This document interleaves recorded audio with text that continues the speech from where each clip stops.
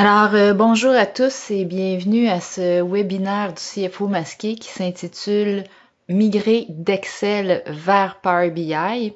Alors, si vous avez assisté à certains de nos webinaires par le passé, vous savez sans doute qu'on a traité de sujets semblables, récemment notamment avec la présentation Power BI un tour à 360 degrés. Un tour à 360 degrés faisait le tour de toutes les fonctionnalités de Power BI, en fait, tout ce qu'on pouvait faire en 1 heure. Et on avait aussi fait un webinaire sur l'implantation de Power BI en entreprise. Je pense que tout est relié, mais je sentais qu'il y avait encore un besoin avec vos questions de faire la différence entre ce qui est Excel, Power Query, Power Pivot, Power BI, dans quel cas est-ce que j'utilise l'un ou j'utilise l'autre, et de voir un exemple concret de ça. Alors, c'est ce que je vais faire aujourd'hui dans le webinaire. On va utiliser des données ouvertes que vous pourrez aller récupérer par la suite et reproduire ce qu'on va faire aujourd'hui ici. Et en même temps, ça va permettre de préciser les nouvelles compétences à acquérir quand on est un usager d'Excel et qu'on se dirige vers Power BI.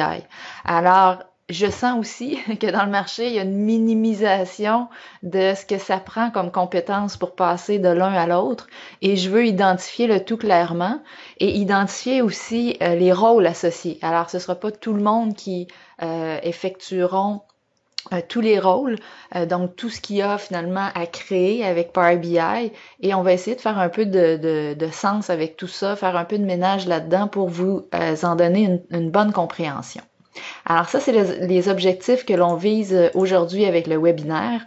Et j'aimerais commencer avec la présentation de ce qu'on appelle les 3 vagues de la BI dans le marché. Il y a donc, on a classifié finalement l'évolution de la BI en 3 vagues. La première vague étant la BI qu'on a nommée corporative, qui était ou qui est, hein, je vais parfois parler au passé ou au présent, ça dépend de l'entreprise évidemment dans laquelle vous travaillez, mais donc au départ, c'était vraiment des solutions gérées pratiquement à 100% par les TI. Alors c'est eux qui gèrent ou géraient les outils qui permettent d'extraire les données des différentes sources de données, de les transformer, de les modéliser et ensuite de les remettre à des analystes d'affaires. Alors, c'est vraiment les analystes d'affaires qui créaient à ce moment-là les rapports à partir des données préparées par les gens de TI. Dans la deuxième vague de BI, qu'on a nommée la BI libre service, on a commencé à parler de ce concept de libre service. On s'est dit que ce serait bien donc que les analystes d'affaires gèrent eux-mêmes les outils qui vont permettre de faire toute la transformation et la modélisation de données. Et ensuite, qu'ils puissent, ces analystes-là, donner accès à l'ensemble des usagers, finalement, aux données transformées. Et dans la troisième vague BI, là où Power BI est vraiment un leader, c'est de dire que, bon, désormais, on devrait donner à tous les usagers les accès directement aux données sources et leur donner les outils pour transformer, modéliser, analyser, visualiser et partager les données. Alors, en tant qu'entreprise, on peut se sentir à l'aise avec la première vague, la deuxième vague ou la troisième vague. C'est un choix d'entreprise à faire. Je vais parler un peu de ces différences-là au cours de la présentation. Mais il faut donc savoir qu'on a des contextes plutôt différents. On a un premier contexte qui est vraiment très bien géré, centralisé, et un autre contexte qui est un peu le Far West. C'est-à-dire que dans un cas, on a l'environnement contrôlé complètement par les TI. Dans l'autre cas, on est un peu, tout le monde peut faire n'importe quoi. Et donc, il faut quand même être précautionneux. Donc, il faut faire attention à ce qu'on va mettre entre les mains des usagers et en tant qu'usager, comment on va utiliser aussi ces outils-là. Alors, on va parler du fait de mettre plus ou moins de contrôle et de gouvernance là-dedans. Mais donc, allons-y avec cette piste de départ. Donc, il y a 3 scénarios possibles finalement au niveau de la gouvernance de ces outils. Quand Quand on analyse des données dans Excel, il y a deux scénarios possibles, si j'ose dire. Il y a le scénario justement où les sources de données sont déjà prêtes à l'emploi, c'est-à-dire que justement les TI ont fait tout le ménage nécessaire, ont mis ça dans un entrepôt de données, un cube, un modèle relationnel, quoi que ce soit qui est structuré déjà et donc accessible via Excel. Les usagers s'y connectent, donc avec une connexion externe, par exemple, au Cube, et analysent tout ça dans un fichier Excel. Alors là, on est quand même dans un environnement contrôlé. Et c'est une facette de ce qui existe actuellement dans les entreprises. Et ça nécessite évidemment que ces données sources-là soient très, très bien structurées. La problématique qu'on rencontre, c'est que souvent les analystes vont manquer de données. Ils vont être connectés à des données très bien structurées, donc parfaites pour leurs besoins, mais il va manquer de données. Ou dans certains cas, les données ne seront pas présentées de la façon dont on a besoin dans l'analyse. Donc ça peut être un problème. Ce qui fait en sorte que les données soient structurées ou non, il arrive souvent que les usagers vont faire des transformations de données dans Excel.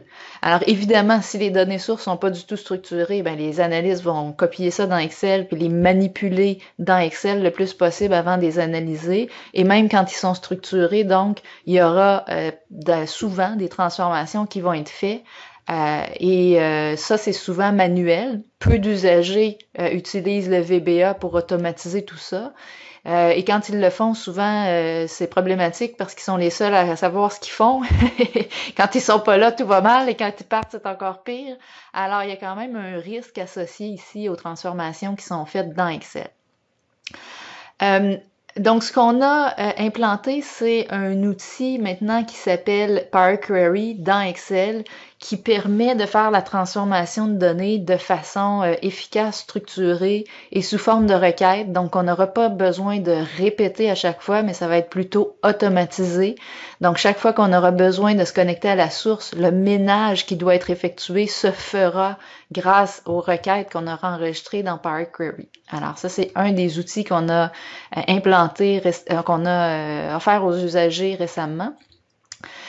Et il y a aussi les cas où non seulement on voudra faire la transformation de données avec Power Query, mais on voudra aussi faire de la modélisation de données avec Power Pivot et donc créer à l'intérieur d'un fichier Excel une espèce de cube virtuel, mais qui est pas dans le back-end en arrière, c'est pas sur un serveur, c'est vraiment dans le fichier Excel qu'on modélise le tout.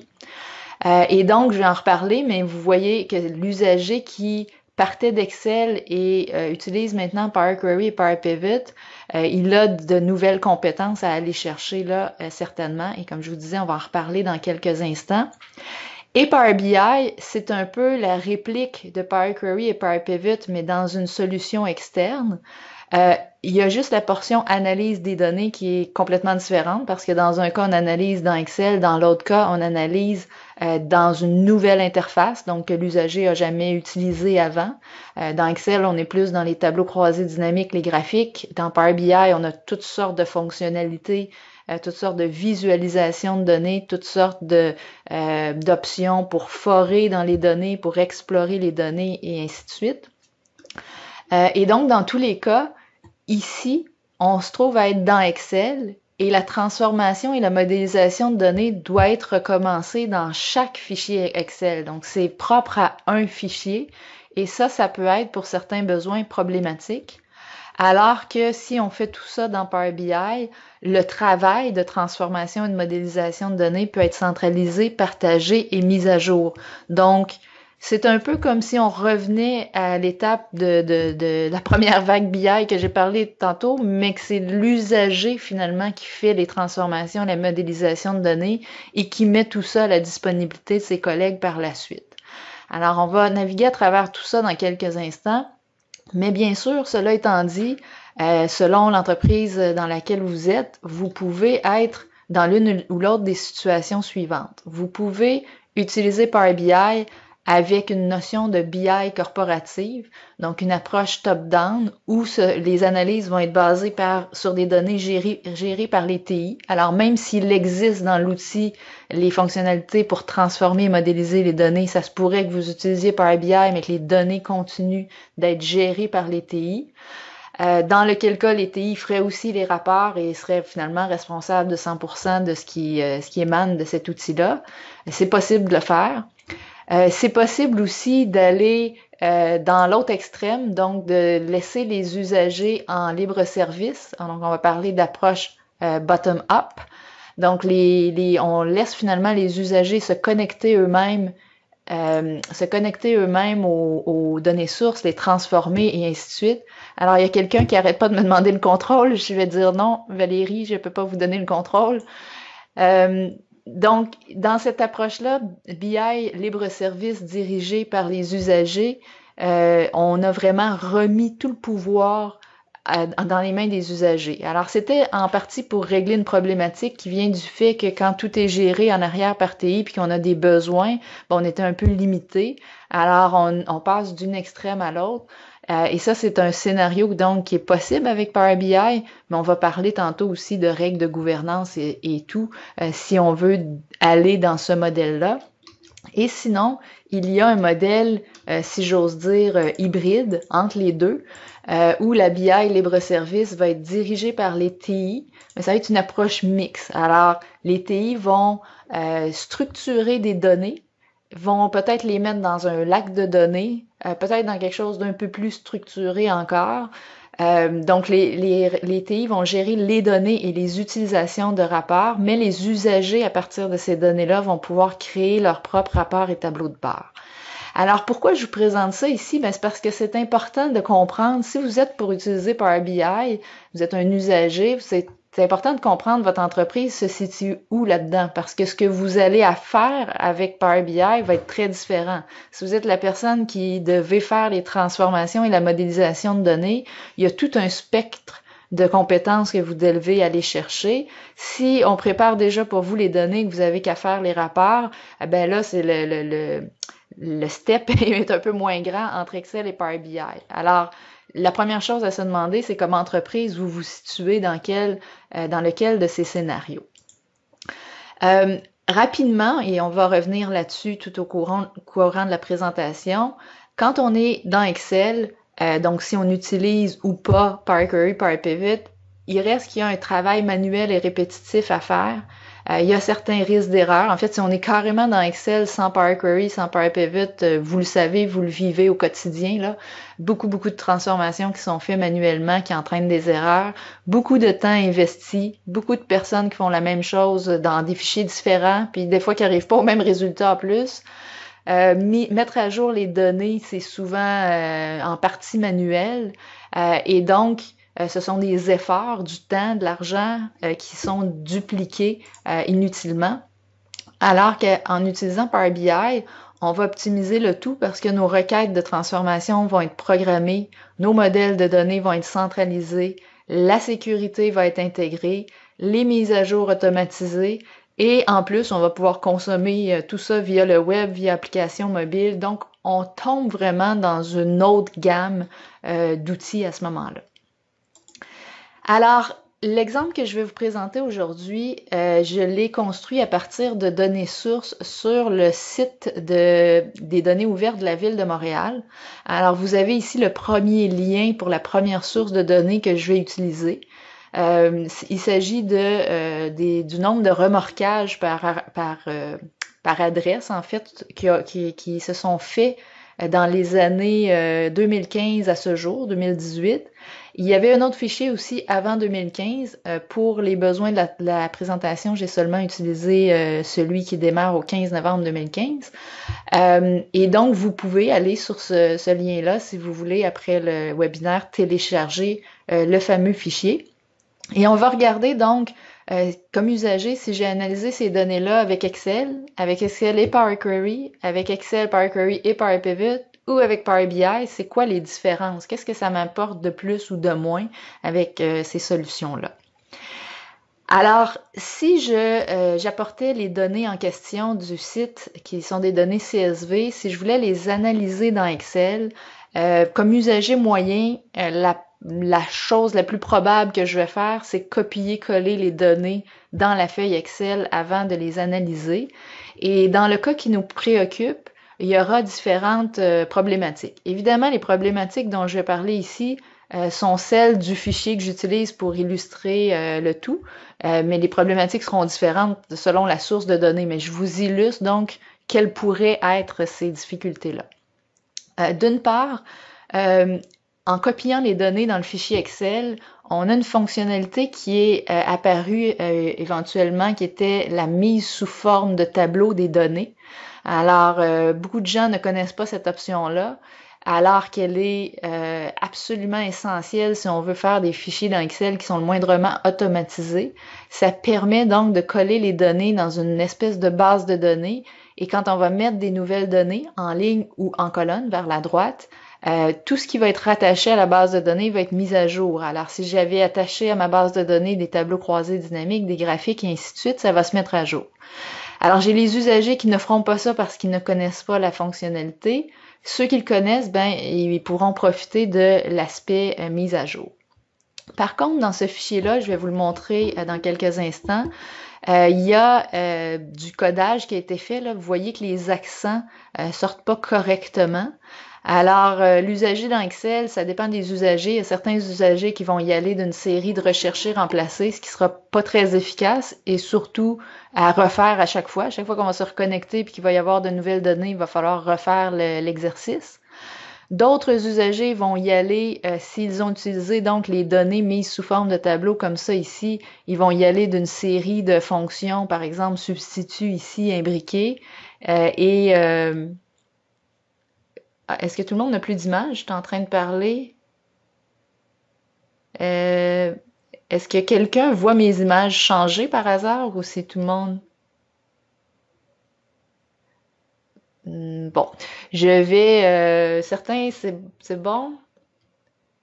Ben, pour ceux que ça fonctionne pas, parce que ça semble bon pour la majorité des gens, reconnectez-vous, débranchez-vous et reconnectez-vous. Ça semble bien pour la plupart des gens, donc je vais continuer ici. Donc, d'autres personnes vont faire des fonctions comme ça, imbriquées. Faut d'abord savoir faire ces fonctions-là, bien évidemment. Il faut pas faire d'erreur. Mais aussi, c'est que ça va ajouter des colonnes dans nos données. Et plus on va ajouter de colonnes, plus on va ajouter de formules, plus ça va être lourd.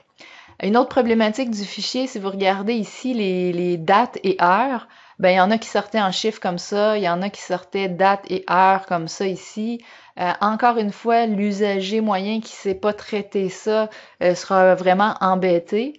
Les plus débrouillards vont y aller avec encore une fois une série de fonctions pour pouvoir convertir ces données-là éventuellement en dates et pouvoir bénéficier des dates dans leur tableau croisé dynamique notamment. Alors, je vais juste aller dans le fichier Excel en ce moment, qui n'est pas celui-là, qui est celui-là ici, vous montrer un peu le tout. Alors, quand j'ai mes données, j'ai copié mes données de la source dans Excel, vous voyez là les caractères spéciaux ici qui sont apparus. Alors ça, c'est une façon d'encoder l'information souvent pour justement s'assurer que tout soit uniforme là au niveau des langues. Et bref, si je dois travailler avec ça, je vais devoir, vous voyez la longue formule ici, je vais devoir remplacer tous ces accents-là pour avoir un nom de rue ici qui soit corrigé. Donc, avoir en fait, je regarde rue de destination, c'est pas la même, là, c'est rue ici.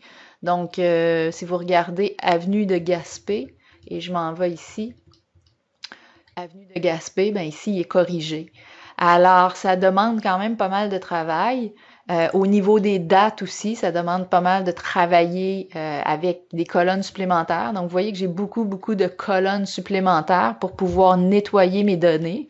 Par contre, comme je connais l'utilisation des tableaux, ben, quand j'ai ajouté des lignes et des colonnes, au moins ce bout-là sera automatisé. Au niveau de l'analyse, ensuite, si je fais un tableau croisé dynamique sur ces données-là, ben, je vais pouvoir bénéficier si j'ai été capable, si et seulement si j'ai été capable de définir une date, je vais être capable donc de créer des années, des mois et ainsi de suite à partir de la colonne date, si je sais utiliser la fonctionnalité dans les tableaux croisés dynamiques. Par contre, quand je vais vouloir créer des trucs comme ici, par exemple, le nombre de remorquages versus celui de l'an précédent, ça risque d'être problématique dans certains cas. parce que on peut pas choisir vraiment ce qu'on veut présenter dans un tableau croisé dynamique. Alors, à part cacher des colonnes, je peux pas vraiment choisir de juste présenter cette année, l'année passée et l'écart entre les deux. Alors, je risque d'avoir des données ou des colonnes, en fait, qui m'intéressent plus ou moins dans mon tableau croisé dynamique. Pourquoi je le souligne? Ben, c'est parce que ce sera, vous verrez tantôt, un des points positifs de Power Pivot où on va pouvoir vraiment choisir ce qu'on veut mettre dans le tableau, alors que quand on calcule des trucs comme ici, l'année précédente, ce qu'on calcule, c'est toujours en fonction de ce qui est affiché dans le tableau croisé dynamique. Alors, c'est très limité à ce niveau-là. Maintenant, si je parle juste d'Excel, les points importants à se rappeler, c'est que oui, je peux me connecter automatiquement à des fichiers sources, soit que je suis carrément connecté à un cube, mais ça nécessite donc qu'un tel cube existe dans mon entreprise et que toutes les données y soient. Je pourrais faire des manipulations avec VBA, mais encore une fois, c'est peu d'usagers qui maîtrisent bien le VBA. La plupart du temps, c'est du copier-coller les données dans Excel, mais quand au moins ils sont sous forme de tableau, on a une partie qui est automatisée. Quand je vais faire mes tableaux croisés dynamiques à partir de ma source de données, je vais pouvoir utiliser juste un seul tableau. Ça, ce sera une limite qui va être levée avec l'utilisation de Power Pivot où je pourrais utiliser plusieurs sources de données. Pour croiser les données, donc si j'avais deux sources de données, deux tables finalement, il faudrait que je fasse un paquet de recherche V pour aller chercher les colonnes de la deuxième table et les ramener dans ma première table. Alors là, encore une fois, un processus qui risque d'alourdir beaucoup le fichier. Il y a aussi la limite au niveau du nombre de lignes parce que Excel comprend 1 million de lignes par feuille. Mais bien avant qu'on atteigne ce seuil-là, ça risque de commencer à mal fonctionner, surtout si on a beaucoup de formules. Alors, on a une limite au niveau de la volumétrie ici dans Excel, ce qu'on n'aura pas avec Power Query et Power Pivot plus tard. Et Power BI, évidemment, on va aller jusque-là. Quelqu'un qui veut analyser les mêmes données qu'on vient d'analyser va devoir refaire la même chose dans son fichier Excel et s'il ne fait pas exactement pareil, en plus, on pourrait avoir deux versions des données. Alors, beaucoup de sujets de discorde par la suite. Pour faciliter la mise à jour des rapports, comme je vous ai dit, le mettre sous forme de tableau, c'est déjà très bien, mais on va quand même devoir utiliser soit du VBA pour aller chercher les nouvelles données, les copier en dessous, ou aller les copier nous-mêmes manuellement. Donc, il y aura quand même une petite portion ici manuelle. Et notre tableau croisé dynamique, c'est sûr qu'il ne sera pas mis à jour tout seul. Il faut quand même aller cliquer sur le bouton ou se faire une petite macro pour lui demander d'actualiser, demander à l'usager d'actualiser. Et au niveau du choix de graphique, ben c'est sûr que c'est modéré dépendamment de votre version. C'est sûr qu'en 2016, Excel 2016, vous avez 2 fois plus de choix de graphique que les versions d'avant. Par contre, il faut savoir qu'on peut toujours aller chercher des graphiques supplémentaires dans le Microsoft Store. Puis, les visualisations de Power BI vont prochainement être accessibles via Excel. Alors, on aura plus de choix. Par contre, là où Excel est très fort, c'est au niveau de la personnalisation des rapports. Quand on est efficace dans Excel, on peut personnaliser à peu près tout comme on veut. L'interactivité, si je me construis un tableau de bord grâce aux segments notamment, je vais pouvoir peser sur des boutons qui vont faire réagir l'ensemble de mes graphiques. Donc ça, ce sera intéressant. Mais au niveau du forage intergraphique, le drill across notamment qu'on appelle, ça c'est très limité au niveau d'Excel. L'exploration de données, c'est intéressant, mais c'est très limité par rapport à ce qu'on va voir avec Power BI. Partager le rapport lui-même, ben c'est partager le fichier avec tout ce que ça implique au niveau de sécurité, au niveau de duplication et autres. Et justement, donc la sécurité dans Excel, ben vous le savez, c'est assez minime là, à part des mots de passe, il n'y a pas de possibilité de créer un seul rapport et que chacun voit les données qu'il doit voir, à moins d'être connecté sur une source de données sécurisée avec déjà les accès. Mais autrement que ça, ce ne sera pas possible d'implanter un tel processus dans Excel. Alors, la prochaine étape, c'est de s'intéresser maintenant à Power Query. Alors, continuer d'utiliser Excel, mais maintenant d'utiliser Power Query pour automatiser la connexion aux sources de données et toute la transformation. Alors, toujours sur ma même source de données, pour régler la problématique des accents, quand j'importe le fichier, donc qui se trouve je l'ai enregistré le fichier CSV sur mon ordinateur, quand je suis allée le chercher, j'ai pu spécifier d'utiliser le UTF-8 ici, qui se trouve à être l'origine du fichier. Ça va convertir ici mes accents correctement. Et donc, c'est juste une option que je choisis à l'importation. Je n'ai pas de fonction à insérer ou quoi que ce soit. Juste en choisissant l'origine du fichier, tout va être converti correctement dans mon fichier Excel. Alors, en fait, j'irai dans le fichier Excel dans quelques instants. Je vais juste poursuivre avec les autres explications. De même, je vais être capable aussi de séparer mes dates aisément, donc en date et en heure ici. Vous voyez qu'il y a un T, mais on va pouvoir se débarrasser du T facilement. On va convertir tout ça en date. Et toutes ces étapes-là, qui sont quand même très simples à mettre en place, elles vont être enregistrées ici comme étapes appliquées. Et l'idée, c'est un peu comme un enregistreur de macros. C'est par la suite de cliquer sur un bouton puis demander à Excel, ben refais toutes ces transformations-là. La prochaine fois que je clique sur le bouton, reconnecte-toi à la source. Peut-être qu'il y aura plus de données encore, parce qu'on aura ajouté donc des nouvelles données de remorquage dans notre cas. Et tu t'y connectes et tu refais toutes les mêmes étapes pour finalement me reproposer les données finales transformées, très bien structurées dans mon fichier Excel. Alors, vous pouvez actualiser une requête en cliquant sur le bouton actualiser ou en la programmant. Par exemple, en disant à chaque fois que le fichier est ouvert, actualise le tout. Donc, il y a différentes règles que vous pouvez instaurer. Si je vais voir maintenant dans le fichier donc correspondant, qui est celui-ci, il y aura plusieurs avantages. Donc, vous aurez compris que la connexion aux données, il n'y a absolument rien de manuel. La transformation de données non plus. Alors, si je lance l'éditeur Power Query dans Excel, juste un instant, ça s'est ouvert sur une autre fenêtre.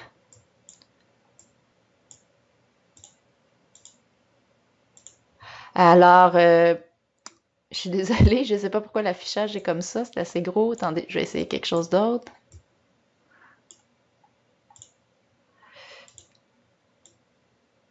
Bon, en fait, je ne sais pas pourquoi c'est gros comme ça, mais on va faire avec.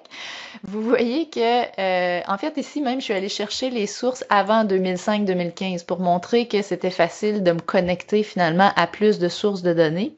Mais quand je me suis connectée à la source de données comme telle, j'avais les mêmes données que dans Excel, sauf que j'avais indiqué d'aller les chercher avec le UTF-8 ici, ce qui m'a permis donc d'avoir les accents déjà corrigés. Et à la toute fin, donc, à la dernière étape ici, je me retrouve avec les données vraiment dans le format que je souhaite pour faire mon analyse. Alors, j'ai toutes mes données ici. Et l'étape suivante, c'est de se demander si on veut télécharger les données dans une table dans Excel ou tout simplement se créer un tableau croisé dynamique basé sur le modèle en question. Alors ça, c'est un large avantage parce que si dans la source de données, j'avais 3 millions de lignes, par exemple, je pourrais pas les insérer dans Excel. Mais je peux les laisser dans Power Query, dans la fenêtre que je viens de vous montrer, et quand même construire un tableau croisé dynamique sur cette source-là. Alors, c'est très performant parce que les données alourdissent pas mon fichier inutilement. Ils sont comme là en mémoire dans mon fichier Excel que je peux interroger. L'intérêt ici, c'est comme j'ai pu travailler mes dates très aisément, j'ai pu bénéficier dans Excel 2016, ça c'est Excel 2016 seulement par contre, de la hiérarchie de dates qui se crée automatiquement. Et la hiérarchie de dates, qu'est-ce que ça fait? C'est que du moment que j'ai une hiérarchie de créer dans mes données, je vais pouvoir créer des tableaux croisés dynamiques et des graphiques comme ceci. C'est-à-dire que si vous regardez, oui, j'ai un plus et un moins ici. Si je clique sur le plus, j'ai mes données par mois, par trimestre, par année. Je clique sur le moins, j'ai mes données par année, par trimestre. Je clique sur le moins encore, j'ai mes données par année. Alors, la hiérarchie, c'est une façon de regarder les données de façon plus ou moins détaillée, si j'ose dire. Et dans Excel 2016, la hiérarchie de dates, quand les dates sont bien structurées derrière, va se créer automatiquement. Alors ça va s'ajuster évidemment après ça si vous voulez regarder vos données, par exemple ici sous différents arrondissements. Mais dans tous les cas, les hiérarchies en question, elles vont pouvoir on va pouvoir en faire d'autres avec Power Pivot. Je vais vous montrer ça dans un instant. Mais donc, mon usage de Power Query ici, le grand avantage, c'est que quand je vais vouloir remettre mes données à jour, supposons que je reclique ici sur la mise à jour, ça va se reconnecter à mes données sources et s'il y a des nouvelles données qui se sont ajoutées, ben, tout mon rapport ici va se mettre à jour en conséquence. Alors, je n'ai plus de manipulation manuelle à faire, je n'ai plus de formules à inscrire dans des tableaux, je n'ai même pas à insérer les données dans ma feuille Excel et alourdir le tout. Tout se fait donc beaucoup plus efficacement et de façon automatique. Alors, c'est un peu ce que je vous présentais ici. Et donc, si on fait un résumé des points de Power Query, c'est possible de récupérer des données d'à peu près n'importe quelle source. Alors ça, c'est fort intéressant, incluant des données sur le web, qui c'est vraiment très performant. On peut fusionner avec Power Query, ce qu'on n'a pas vu dans cet exemple-ci, mais on pourrait fusionner des sources de données soit côte à côte ou bout à bout. Alors, si vous avez 4 tables à mettre une en dessous de l'autre ou 2 tables côte à côte, vous pouvez le faire aisément dans Power Query. Vous pouvez donc gérer une volumétrie, on l'a déjà dit, beaucoup plus grande que celle de Excel. Et si jamais l'entreprise a accès à Office 365, une fois que vous avez écrit votre transformation de données, ça, c'est possible de le partager, c'est-à-dire de le mettre dans ce que Microsoft a appelé le catalogue, et ça va être centralisé, et il y a d'autres usagers qui vont pouvoir s'y connecter pour faire leurs analyses. Alors là, on évite de répéter dans chaque fichier Excel les transformations. Alors ce bout-là, il est fort intéressant parce que justement, on règle une problématique vécue dans Excel. Le processus d'importation de données, il est automatisé et là, vous pouvez penser à plein de choses. Dans mes formations, je montre notamment qu'on peut se connecter à un dossier et dans ce dossier-là, il y a plein de fichiers Excel. On en dépose un là à chaque semaine ou à chaque mois, je sais pas. Et quand on se connecte sur le dossier, ben ça ramasse tous les fichiers Excel qu'il y a là-dedans, ça les consolide et ainsi de suite. Alors tout ça, c'est automatisé et ça devient franchement intéressant. Si vous avez déjà construit une requête et tout à coup vous devez ajouter une nouvelle source, c'est ce que je faisais avec les données de 2005, ben c'est assez facile à faire aussi. Le processus de mise à jour des rapports parfois doit faire intervenir le VBA, c'est-à-dire que si j'ai des requêtes en Power Query, beaucoup de requêtes, j'ai beaucoup de tableaux croisés dynamiques, pour faire la mise à jour de façon ordonnancée, des fois je vais avoir recours au VBA pour dire, ben rafraîchis d'abord cette requête-là, ensuite ce tableau-là et ainsi de suite. Donc ça, c'est possible que vous ayez à faire face à cette situation-là. Et donc, l'usager qui se met à faire du Power Query, ben, il doit connaître évidemment tout ce qu'il nécessite de connaître pour créer les tableaux de bord, mais aussi comment créer une requête. Ben, c'est quoi une requête? Déjà, l'usager d'Excel ne sait pas toujours c'est quoi une requête, donc il faut comprendre c'est quoi une requête. C'est quoi une requête performante? Parce que là, on passe pas toujours en termes de performance, mais ces outils-là, c'est nécessaire de le faire. Donc, il faut comprendre la philosophie de l'outil, qu'est-ce qui définit la performance, et il faut aussi se familiariser avec le code M, qui est le langage derrière Power Query. Le choix de graphique, la personnalisation, l'exploration de données, tout ça se fait dans Excel. Donc, c'est identique à ce qu'on peut déjà faire dans Excel. Pour partager le rapport, bien évidemment, il faut partager encore une fois le fichier lui-même. Donc ça, c'est peut-être plus problématique, mais le fait que la requête, elle, puisse être centralisée, c'est déjà un grand plus. Au niveau de la sécurité, par contre, il n'y a pas plus de sécurité que dans Excel. C'est vraiment, on reprend vraiment la sécurité d'Excel. Et dans tous les cas, sachez que Power Query, c'est nettement plus facile pour un usager Excel à apprendre que le langage VBA. Alors, pour moi, Power Query, c'est déjà de donner des ailes à Excel. C'est déjà une première étape importante. Et pour l'usager d'Excel, c'est déjà beaucoup de nouvelles compétences à aller chercher. Maintenant, ici, je vous ai mis un lien vers une autre source de données, toujours sur le site des données ouvertes de la Ville de Montréal. Ce sont des données qui énumèrent la liste des arrondissements de la Ville de Montréal et il y a toutes sortes d'informations finalement sur les arrondissements. Donc, on va utiliser, en plus du fichier qu'on a déjà utilisé, ce fichier sur les arrondissements pour illustrer maintenant comment on va utiliser Power Pivot. En fait, qu'est-ce que ça va donner de plus à cette étape-là, utiliser Power Pivot? Alors, quand je vais utiliser Power Pivot, je vais encore pouvoir utiliser Power Query. Alors, Power Query et Power Pivot s'utilisent très bien ensemble. En fait, je vois pas pourquoi on utiliserait Power Pivot sans Power Query. Moi, si j'utilise Power Pivot, je passe toutes mes données par Power Query. Et si j'ai pas de transformation de données à faire, ben, c'est tout. J'arrête là. Mais au moins, comme je les ai passées par Power Query, si éventuellement j'ai des modifications à faire, ben, je vais pouvoir aller les faire aisément.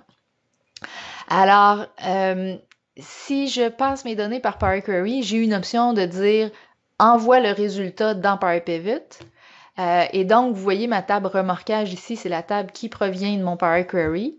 Ma table arrondissement Montréal, c'est ma nouvelle table que je viens d'aller chercher, donc avec les détails des arrondissements. Et Power Pivot me donne la possibilité de créer une table de date. Alors, Calendar ici, ça se crée selon les paramètres de votre Windows. Moi, mon Windows est en anglais, donc ça le crée ici en anglais. Mais donc, table de date, ça m'a créé une table de date en fonction des dates retrouvées dans le fichier de remorquage ici. Tout ça, donc, c'est créé automatiquement pour moi. J'ai pas eu à le faire. Et je comprendrais qu'à ce stade-ci, ça fasse pas nécessairement de sens pour vous, mais dans un modèle de données, c'est ce qu'on est en train de faire ici, un modèle de données, c'est-à-dire qu'on crée des relations entre les tables. Dans un modèle de données, donc, de Power Pivot ou de Power BI, il faudra toujours une table de date. Je vais vous expliquer pourquoi dans un instant. Et donc, vous remarquez qu'ici, j'ai 3 sources de données et les 3 parlent entre elles grâce à des relations. Alors, il y a des clés communes entre chaque table, la date avec la date, par exemple, ici, le nom d'arrondissement avec le nom d'arrondissement ici, et le fait de créer des relations me permet d'interroger les 3 tables et donc de faire mon tableau croisé dynamique, non pas seulement sur une table, mais sur les 3. Étant donné que j'ai une table de date, là, la table Calendar, je suis capable d'écrire ce qu'on appelle des mesures dans Power Pivot et de définir finalement par les mesures tout ce que je vais vouloir présenter comme information éventuellement dans mes tableaux croisés dynamiques. Et vous remarquez ici que j'ai créé une mesure qui s'appelle nombre de remorquages et nombre de remorquages en précédent. C'est celui-là qui est sélectionné et qu'on voit dans la barre de formule ici. Je suis capable de créer une mesure qui s'appelle nombre de remorquages en précédent seulement parce que j'ai une table ici de date, calendrier donc. Alors, c'est très intéressant que Power Pivot la crée pour moi et me donne l'opportunité d'insérer une fonction ici en DAX qui va me permettre d'aller récupérer cette information-là. Je vais vous montrer dans un instant ce que ça va donner. Et de plus, Power Pivot va me permettre de créer mes propres hiérarchies. Alors, tantôt dans Power Query, parce que j'utilise Excel 2016, ça a créé une hiérarchie de date automatiquement. Mais ici, je peux créer ma propre hiérarchie, date ou pas. Alors, vous voyez que j'ai créé une hiérarchie que j'ai appelée Opération remorquage, qui va pointer sur l'arrondissement, la rue, la date et l'heure. Et ça va me permettre dans un deuxième temps, et je vais vous le montrer dans Excel dans quelques instants, d'aller forer donc par arrondissement, par rue, par date, par heure dans mon tableau croisé dynamique et ou mon graphique. Alors vous le voyez ici, j'ai l'arrondissement Antique-Cartierville, l'avenue André-Grasset, le 2 janvier 2016, aux heures suivantes, il y a eu tant de remorquage. En fait, cette année, il y a eu, cette année étant 2017, ça c'est l'année sélectionnée par l'usager, il n'y a pas eu de remorquage. L'année précédente, il y en avait eu 1, donc l'écart c'est moins 1, l'écart c'est moins 100%. Donc, vous voyez que dans mon tableau, j'ai décidé de ce que je voulais montrer. J'ai montré mon nombre de remorquages, mon nombre de remorquages en précédent, et j'ai créé 2 autres mesures qui étaient l'écart l'écart tout court et l'écart en pourcentage par la suite. Et donc, non seulement je peux forer, mais je peux voir exactement ce que je veux voir dans mon tableau croisé dynamique, ce qui n'était pas le cas quand je suis passée directement par Excel. Et une autre chose que je peux faire dans Power Pivot, donc vous voyez ici que j'ai défini toutes sortes de mesures, mais une autre chose que je peux faire, c'est insérer un KPI. Alors, sur ma mesure qui s'appelle écart remarquage en pourcentage, vous voyez le petit truc rouge, jaune, vert, c'est un KPI. Et je lui ai dit, dans le fond, quand c'est à 0, mets ça jaune. Quand c'est en bas de 0, mets ça rouge et en haut vert. En fait, j'ai probablement fait l'inverse et pris la mauvaise copie d'écran. On va regarder dans un instant. Euh, Ça permet donc de rajouter les petits éléments ici, vert, rouge et jaune. Évidemment, quand je vais appuyer sur mes boutons ici, ça va se mettre à jour. Et quand je vais forer pour aller voir dans mes rues, dans mes dates et ainsi de suite, bien, vous voyez que c'est toujours automatisé. Alors, moins 100%, c'est vert. Oui, exactement. Je l'ai fait. La copie d'écran est à l'envers de ce que j'ai vraiment fait. Donc, évidemment, si j'ai moins de remarquage, ben, c'est positif. Alors, je veux ça vert ici. Euh, et la dernière chose, avant d'aller voir directement dans Excel, c'est que si j'utilise Power Pivot, j'ai mon tableau comme ça, j'ai mes segments ici où je peux choisir une année. Je pourrais, étant donné que Power Pivot, en fait, les données dans Power Pivot sont considérées comme des données dans un cube OLAP, je peux utiliser la fonctionnalité des outils OLAP d'Excel et donc prendre ce tableau-là et tout le convertir en formule. Les segments ici vont continuer de fonctionner. Et ce qui est intéressant, c'est qu'après ça, je peux faire la mise en page que je veux vraiment. Alors, souvent, les usagers d'Excel, ils aiment Excel justement parce que c'est personnalisable. Alors, ce sera possible de le faire ici. Donc, je vais juste aller dans le fichier concerné, qui est celui-ci. Vous montrer notamment que dans Power Pivot, dans un premier temps, on va retrouver nos trois tables. Je vais juste vous montrer sous vue de diagramme comme ça ici. On va retrouver nos trois tables. Bon, ça a décidé de ne pas afficher correctement. On va se contenter de la vue en PowerPoint, mais on a nos trois tables liées. On a nos mesures qui sont ici. On a notre KPI qui a été défini ici, qu'on pourrait modifier. Donc, si je clique sur le bouton droit, je vais pouvoir le modifier. Alors, j'ai créé toutes mes mesures comme ça ici. Et j'ai créé mes hiérarchies dans l'autre vue. Donc, quand j'ai fait mes relations, la vue qu'on voyait moins bien, là, c'est l'endroit où je définis mes hiérarchies également. Et donc, dans Excel, vous le voyez ici, si je regarde, par exemple, 2016, 2017, 2018, vous voyez donc que j'ai un tableau dans lequel je peux forer grâce à ma hiérarchie que j'ai créée par arrondissement, par rue, par date, par heure. Et j'ai les KPI ici qui s'ajustent en plus. Et j'ai la possibilité donc d'enlever le tableau croisé dynamique et de charger le tout comme étant des formules. Alors ici, je pourrais vraiment.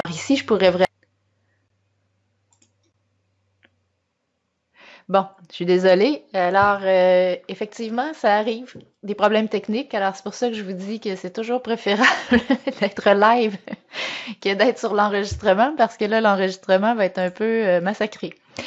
Alors, j'étais en train de vous montrer Power Pivot. Je vais y retourner dans un instant ici. Je pense que j'avais pas mal fait le tour de la question de Power Pivot. Ce que je voulais dire, c'est que avec les hiérarchies, donc on était en train de regarder, il y a aussi la possibilité de forer dans les graphiques. Donc dans Power Query, je vous ai montré qu'on pouvait forer par année, par trimestre, par mois, etc. Évidemment, si on faisait des graphiques ici avec notre Power Pivot sur une piste de forage par arrondissement, par rue, par date, par heure, on aurait le même comportement dans notre graphique. Alors, vous voyez que ça s'appelle Power Pivot parce que ça met pas mal de jus dans les pivot tables, mais la fonctionnalité Power Pivot comme telle, c'est vraiment tout ce qu'il y a derrière, donc la modélisation de données en tant que telle. Je vais retourner donc à ma présentation ici pour vous dire que on va utiliser maintenant dans Power BI, donc c'est l'étape ultime, une autre source de données. Et cette source de données-là, c'est un fichier JSON que l'on doit d'abord aller transformer en topo JSON avec un site de conversion. Alors, vous le téléchargez, vous allez le convertir sur un site qui le permet en topo JSON. Et qu'est-ce que ça va permettre, ça? Ben, ça va permettre d'aller chercher les arrondissements sur une carte géographique. Alors, j'ai besoin pour ça des numéros de REM qui appellent, en tout cas, je ne sais pas exactement ce que c'est, mais pour les arrondissements, ils ont chacun un numéro.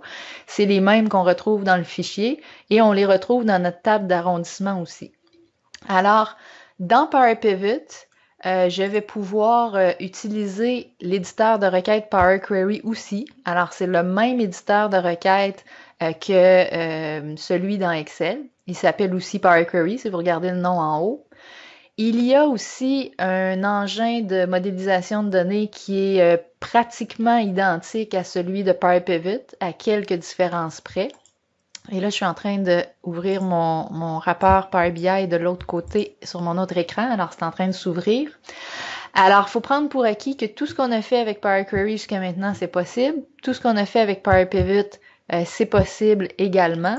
Maintenant, qu'est-ce qui va être différent? C'est vraiment la portion au niveau de l'analyse. Alors, on va aller dans mon rapport dans quelques instants. En fait, peut-être que je peux y aller tout de suite, vous montrer. Et on va voir donc que l'interface déjà en partant, elle est différente.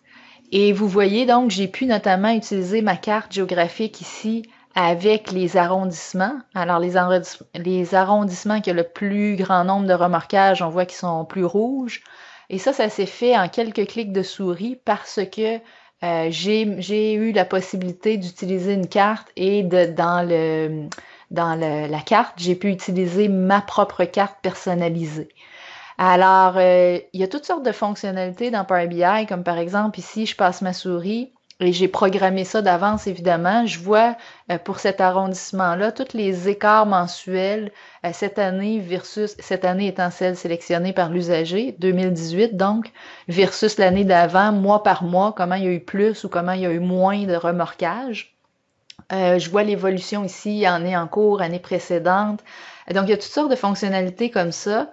Et j'ai la possibilité notamment de faire ce que je disais tantôt, du drill across, c'est dur à faire dans Excel, mais ici, si je veux savoir ce qui s'est passé à Pierrefonds, par exemple, parce que c'est plus problématique qu'ailleurs, ben, en cliquant dessus, bon, on voit qu'il y a juste un mois finalement, mais en cliquant dessus, on voit que c'est pas très, très problématique. On va en choisir un autre. Supposons que je dirais Saint-Laurent.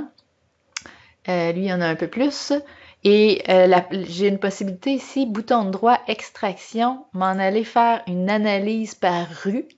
Alors ça, c'est pas des choses qu'on peut faire habituellement dans Excel. C'est quand même assez pointu. Et là, vous voyez, j'ai un autre type de carte ici qui me propose mes données de Saint-Laurent. J'ai toutes mes informations par rue. Je veux savoir ce qui se passe sur cette rue-là. Je peux aller regarder ce qui se passe sur cette rue-là. Si je veux plutôt regarder ce qui s'est passé en février seulement, je vais aller regarder ce qui s'est passé en février seulement. Alors, vous voyez déjà qu'on est dans un autre niveau d'analyse, un autre niveau de visualisation également. Et on pourrait même, il y a toutes sortes, là je parle de carte géographique, c'est un élément parmi tant d'autres, mais au niveau des cartes géographiques, puisque ça se prête aux données qu'on est en train de regarder, il y a toutes sortes de cartes disponibles. Les cartes comme celle-ci, par exemple, nous permettent de reconnaître les zones problématiques. On pourrait même superposer nos données à la densité de population pour voir qu'est-ce qui est vraiment problématique et non. Et on a toutes sortes d'options d'analyse aussi. Je vais pas passer trop de temps là-dessus parce que je veux faire ma conclusion éventuellement, mais regardez bien ici, j'ai mon nombre de remorquages par année. Et j'ai une possibilité de cliquer sur une année et de demander à Power BI de m'expliquer la hausse. Alors, je demande à Power BI comment ça se fait qu'en 2017, il y a beaucoup plus de remorquages qu'en 2016.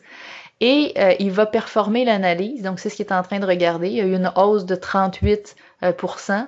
Et voici l'explication de différentes façons.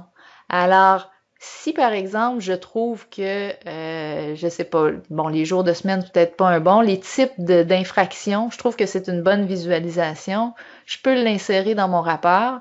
Si je trouve que c'est pas une bonne visualisation, je peux l'indiquer, je peux dire pourquoi. Et ce qui est intéressant ici, c'est qu'on est dans le machine learning. Alors, l'information va être poussée en arrière et l'algorithme va toujours être raffiné pour me proposer par la suite des options d'analyse plus intéressantes. Et vous avez toutes sortes de petites possibilités comme ça. Par exemple, ici, analyser. rechercher où cette distribution est différente. Alors, j'ai la distribution ici qui se trouve à être le nombre de remorquages par arrondissement. On suppose que Côte-des-Neiges, Notre-Dame-de-Grâce, c'est là où est-ce qu'il y en a le plus. Mais on nous dit, par exemple, que ben c'est vrai, mais sauf en février. En 2017, en février, c'est pas mal plus grand à Rosemont, la petite patrie. Donc, la distribution ce mois-là était différente de la tendance générale. Alors, vous voyez qu'il y a une espèce de forage, d'exploration de données qui est un peu automatisé, donc qui aide l'analyste donc dans ses analyses. Et l'analyste pourrait même commencer ici en double-cliquant et en posant une question. Alors, c'est quoi le top 5 des remorquages? Remorquage by j'imagine que j'ai mis ça comme ça. Donc, nombre de remorquages par amortissement. Bon, effectivement, il faut poser la question correctement. C'est pas exactement ce que je voulais montrer. Mais non, je ne l'ai pas ici. Peut-être nombre, en fait. Nombre. Ah, voilà. Nombre de remorquages by. Les mots-clés sont en anglais aussi, donc il faut faire attention. Arrondissement.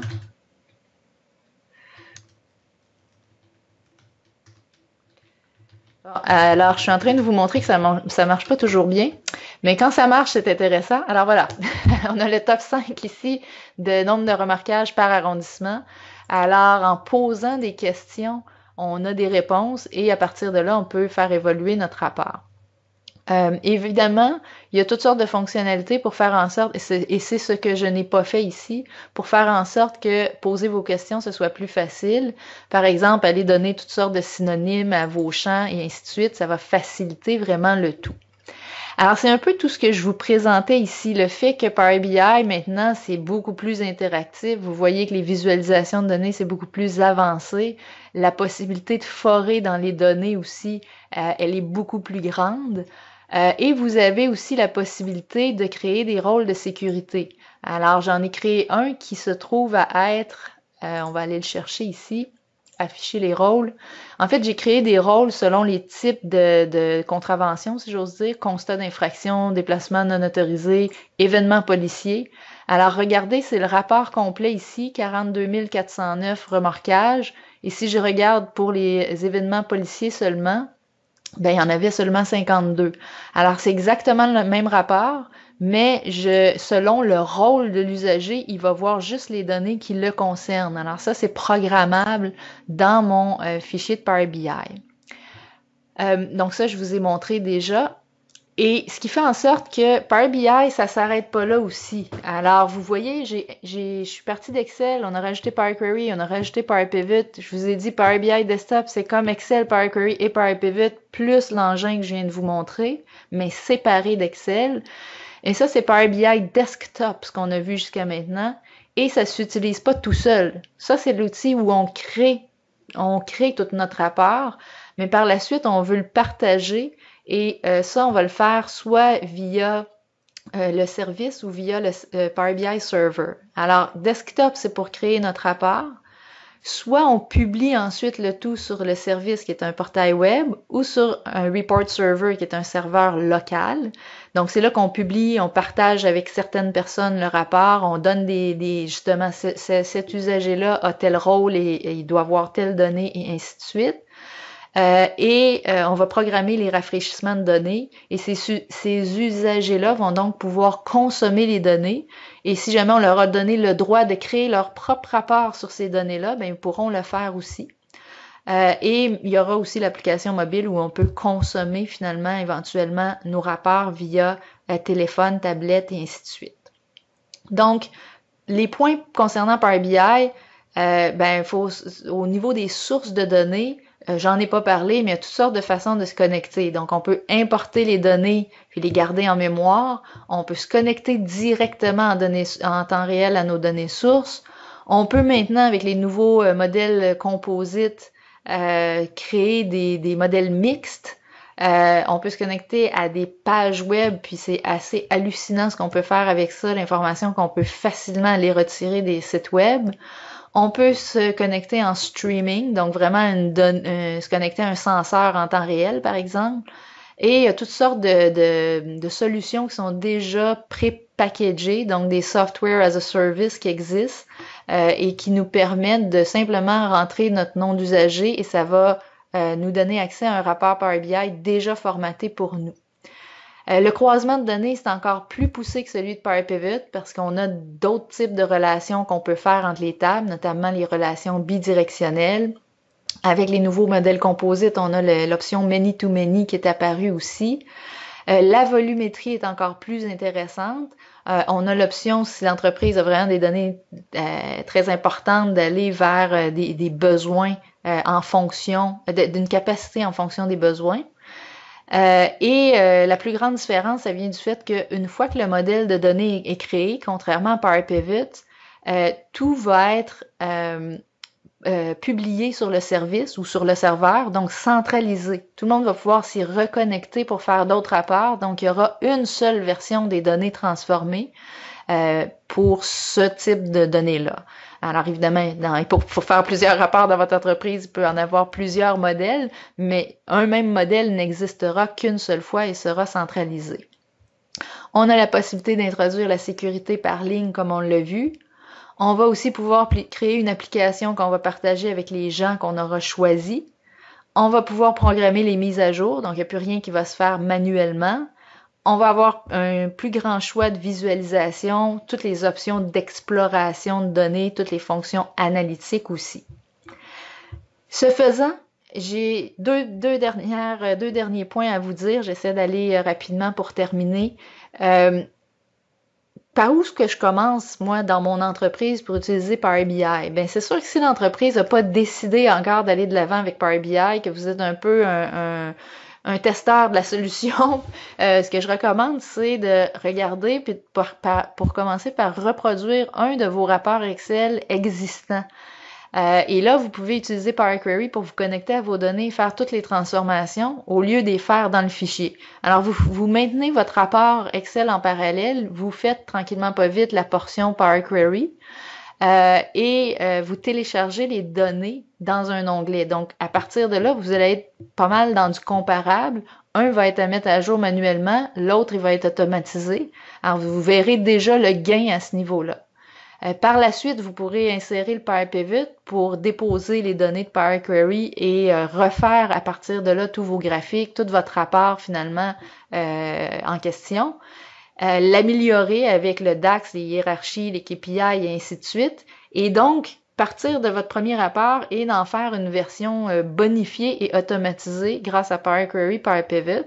Vous roulez un certain temps les deux rapports en parallèle et quand vous êtes vraiment, quand vous avez validé que tout fonctionnait correctement, ben déjà vous pouvez aller présenter ça à votre patron pour dire, ben regardez, en ce moment j'économise tant de temps parce que j'ai pu faire tout ça manuellement. Mais si par la suite vous le souhaitez, vous pouvez importer tout ce que vous avez fait dans Excel avec Power Query, Power Pivot dans le Power BI Desktop. Alors ça va tout se déployer correctement. Et à partir de là, vous pourrez laisser tomber votre fichier Excel et travailler le tout dans le desktop directement. Et donc, utiliser les visualisations de données et toutes les autres fonctionnalités de Power BI dans ce rapport-là. Alors, vous pourrez comparer étape par étape les gains que vous aurez faits et ce sera probablement plus facile comme ça d'aller convaincre votre gestionnaire là, d'aller de l'avant avec Power BI. Donc, vous commencez par partager ce rapport-là avec quelques collègues et fort à parier que les réactions vont être très bonnes quand vous allez expliquer combien de temps vous sauvez et ce que ça a donné comme résultat. Et donc, c'est un bon point de départ, je pense, pour aller séduire, si j'ose dire, vos gestionnaires. Quand la décision va être prise maintenant d'aller de l'avant avec Power BI, bien évidemment, là, il y aura un paquet de choses à faire avant de se lancer à gauche et à droite, notamment l'importance de mettre en place des règles de gouvernance dès le départ, qui fait quoi. Et c'est un des points que je veux faire en terminant. Si vous partez d'une situation où vous aviez accès à des données sources, vous les analysiez dans Excel, puis c'était déjà tout bien préparé, ou si vous aviez des sources de données que vous transformiez manuellement dans Excel puis que vous analysiez par la suite, ben soyez conscient qu'avec Power BI, il y a maintenant deux morceaux qui sont complètement nouveaux. La transformation de données automatique via des requêtes et la modélisation de données. Alors, c'est quand même deux très grandes sections ici importantes, même probablement les plus importantes en Power BI, et il faudra donc aller chercher ces nouvelles compétences-là. Alors, pour moi, il y a un tableau ici qui se sépare en quatre. Il y a des administrateurs qui vont administrer la solution Power BI. Ce seront eux, probablement des gens de TI, qui vont gérer les licences, les accès, gérer les droits à la sécurité, installer les passerelles de données et ajouter les données auxquelles vous pouvez avoir accès, implanter les règles de gouvernance, gérer l'utilisation des différents rapports. Moi, je pense que ça, c'est absolument essentiel si votre entreprise implante Power BI. Et généralement, ce ne sera pas l'usager d'Excel qui va faire ça, ça va être probablement une personne des TI. L'usager d'Excel, il se peut qu'il soit créateur de modèles ou non. Il se peut, on va voir dans le carré ici tantôt, qu'il soit un créateur de rapports et il se peut qu'il soit juste un consommateur. Donc, il se peut qu'il ait les trois rôles. Donc, c'est à déterminer d'abord et avant tout, vous, votre rôle sera lequel. Mais si vous êtes un créateur de modèles de données, ben, dans un premier temps, vous allez voir, vous allez devoir comprendre davantage vos sources de données parce que quand on se connecte directement aux sources, ils n'ont jamais l'air de qu'est-ce qu'on pensait qu'ils avaient l'air parce qu'il y a tout le temps quelqu'un qui les avait déjà transformés avant nous. Alors, il faut quand même se réapproprier le tout. Il faudra comprendre toutes les notions de normalisation de données, toutes les notions liées aux requêtes de transformation, au langage M, création de fonctions, création des modèles de données dans l'équivalent de Power Pivot, création des mesures en DAX, et tout doit être pensé en termes de performance, ce qui est rarement dans la tête de l'usager Excel moyen. Et donc, vous voyez qu'ici, si vous êtes de ceux qui partaient d'Excel et qui allaient créer des modèles de données, ben il y a beaucoup de nouvelles compétences à aller chercher et c'est hyper intéressant. Donc, si vous êtes en mesure, si vous êtes supporté pour le faire, vous êtes en mesure de le faire, allez-y, c'est hyper intéressant. Vous allez gagner en contrôle sur vos données de façon incroyable, mais il faut pas minimiser l'effort que ça prend. Et c'est un peu ça que je voulais souligner ici. Si vous n'êtes pas ceux qui allez créer les modèles de données, il y a quelqu'un d'autre ou quelques autres personnes dans votre organisation qui vont prendre ce rôle-là, peut-être que vous serez de ceux qui devront créer des rapports. Ou, comme je l'ai dit, peut-être vous ferez les deux. Si vous êtes de ceux qui créent des rapports à partir des modèles de données, vous allez quand même devoir apprendre à utiliser une nouvelle plateforme qui est Power BI pour les visualisations. Donc, apprendre à les utiliser correctement, apprendre à justement bénéficier de toutes ces fonctionnalités-là pour créer des rapports qui sont percutants. Exploiter toutes les options d'exploration de données. Je vous en ai montré quelques-unes, mais il y en a un paquet. Apprendre à créer les rôles de sécurité, apprendre à exploiter toutes les fonctionnalités aussi qui seront soit sur le service ou le report server, selon ce que votre entreprise aura choisi comme plateforme de partage. Alors, vous voyez que là aussi, il y a des notions à aller chercher. Probablement, ici, en fait, c'est moins intense, si j'ose dire, en termes d'acquisition de nouvelles compétences qu'ici, mais il y a quand même beaucoup de nouveautés. Et si vous êtes au niveau de la consommation des rapports, ben là, évidemment, ça va être comment consommer à travers la plateforme, soit Power BI Service ou Power BI Report Server.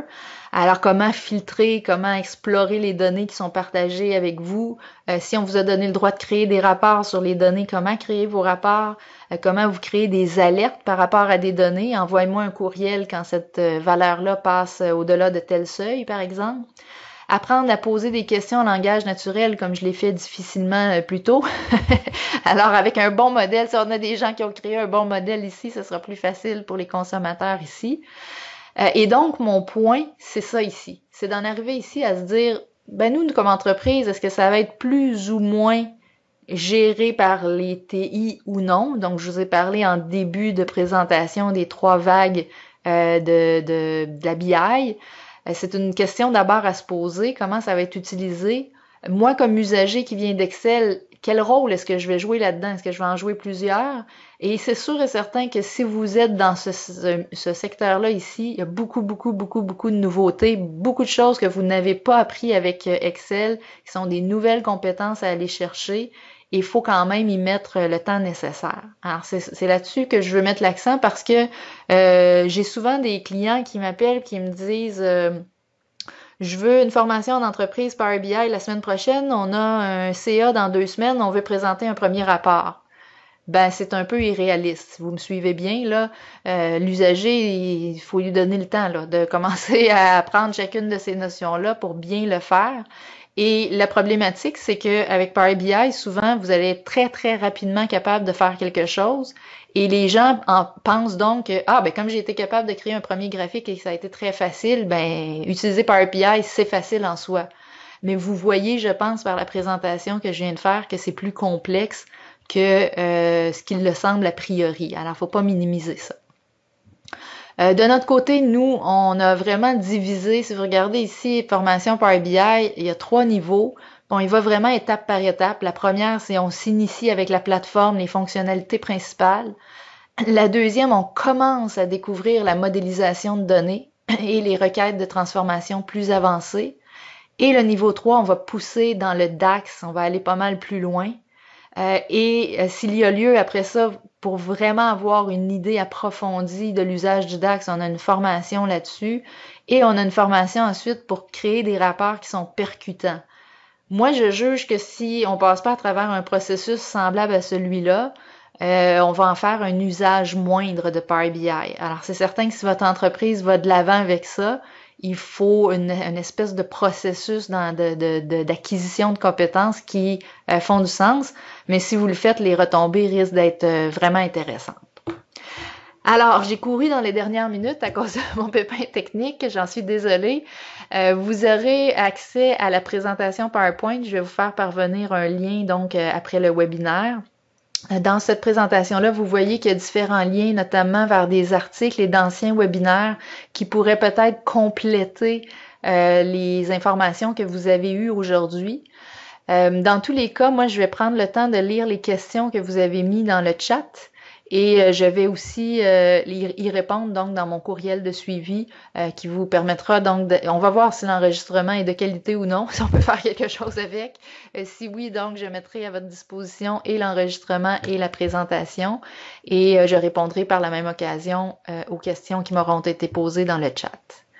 Alors, j'espère que vous avez apprécié malgré tout et que vous vous lancerez dans la découverte de ces outils-là parce que franchement, moi, je suis emballée. À chaque jour, il y a des mises à jour à tous les mois, puis à chaque fois, je suis emballée de ce que Microsoft peut nous proposer. Alors, je vous encourage fortement à aller de l'avant. Merci.